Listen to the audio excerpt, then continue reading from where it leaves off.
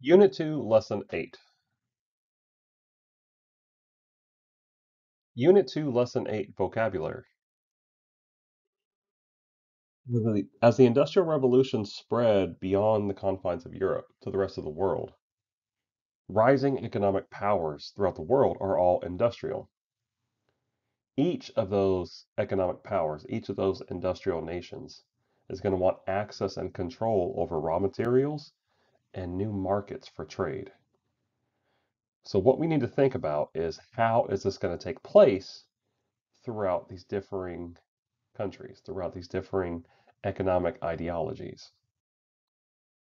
So let's begin with capitalism. Capitalism is an economic system based on private ownership and the use of capital.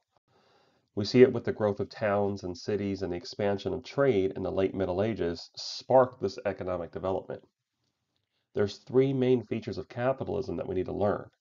One is private ownership, one is the profit motive, and the last is the market economy. Those three factors, private ownership, profit motive, and market economy, drive the factors of capitalism.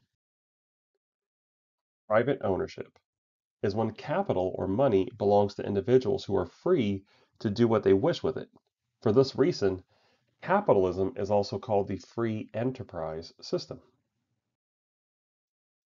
Profit motive is based on the economic laws of supply and demand. When enough people want something, producers make it because they want to make a profit off of people's demands. And the market economy states that a monetary value or a financial value can be placed on everything in the marketplace. Put on land, put on goods, manufactured goods, put on people's time and their labor.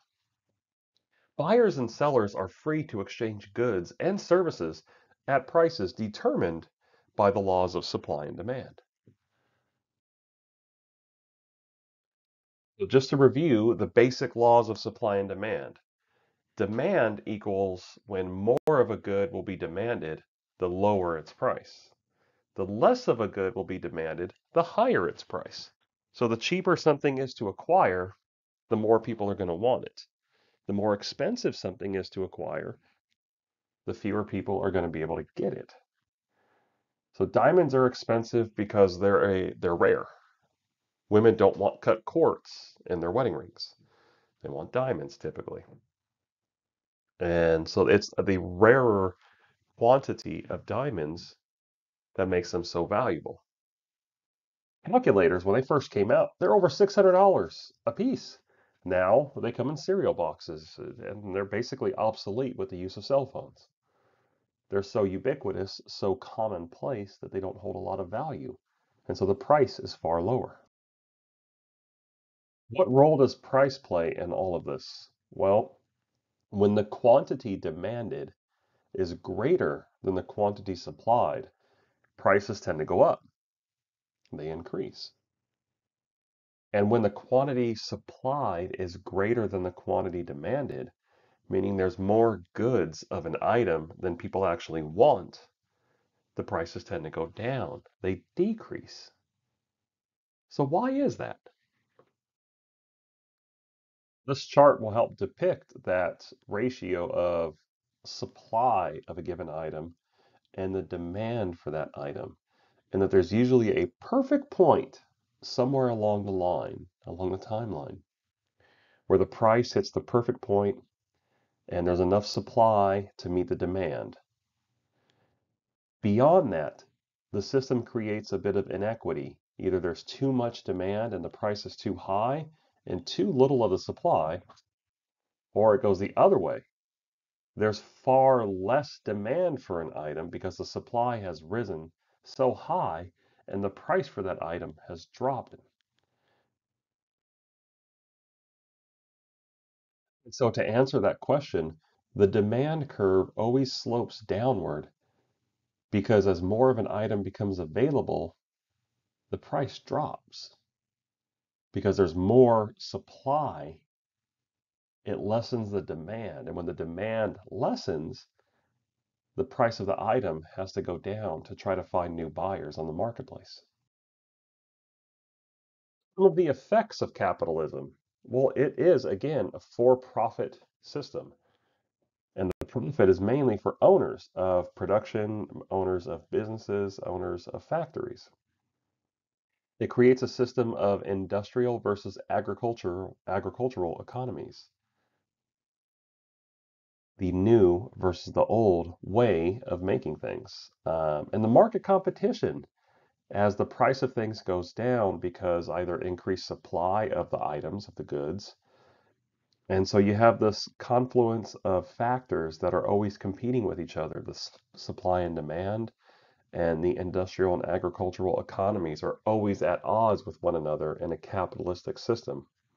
And the focus is always on personal responsibility and how well individuals are managing their finances in a capitalistic system. Well, some of the critics of capitalism are rightfully so to point out that it creates a system with an uneven distribution of wealth.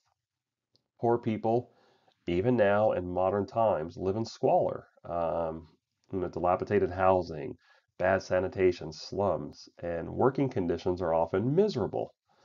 You can see the negative effects of industrialization that we talked about. The working conditions for the working class were not good, nor were their living conditions in this capitalistic system. And so, not every country, not every government in the world wanted to adopt capitalism as its sort of main economic principle and main economic theory within their country. Many countries chose to fall in line with one of the four shown here: utilitarianism, socialism, utopianism, or communism. Of those four, the two most popular were socialism and communism, and we'll talk about them right now. Socialism is a system in which the people as a whole, rather than private individuals, own all property and operate all businesses. Socialists claim that industrial capitalism had made a large gap between the rich and the poor. Now, there's always been a gap, it's always existed. But socialism and socialists claim that that gap grew even wider because of capitalism. Socialists often cared less about individual ownership rights and more about the overall interests of society. Communism, on the other hand, was started by Karl Marx and Friedrich Engels, and it promoted scientific socialism, mainly in their work, The Communist Manifesto. Communism is, after all, a form of socialism that sees class struggle between employers and employees as inevitable.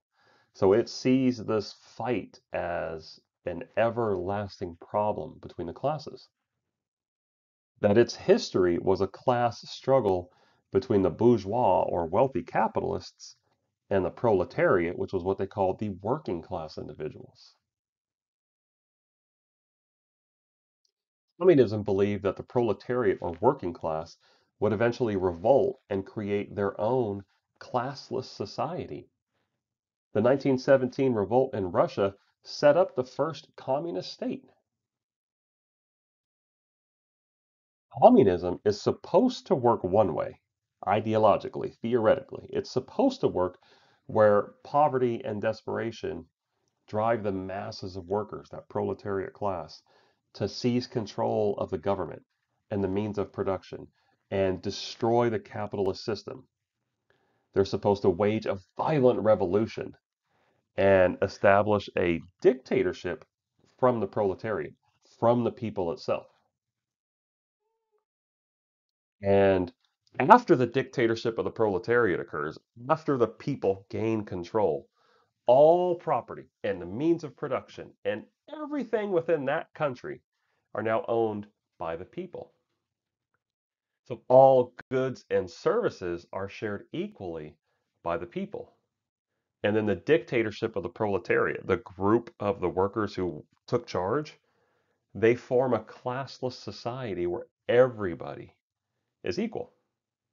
And the state government falls apart. The state government is dissolved, it withers away, doesn't exist anymore. Well, this rarely happens. The effects of this Marxist thought by Karl Marx and Friedrich Engels. I mean, you have on one side the formation of socialist political parties that they advocate and support revolutions, they push for work reforms, and they continue to this day to fight against capitalism. This is 150 years later. The actual effects were that communists took over Russia. Communism itself, the form of government, was used by revolutionaries. And it creates dictators, not of the working class itself, but of Communist Party leaders. They don't establish a communist paradise anywhere. Once the dictators got control of the state, like in the Soviet Union or Russia, they keep control. Once they gain power, they don't get rid of the power. They want to keep the power and establish a dictatorship of communism in that country.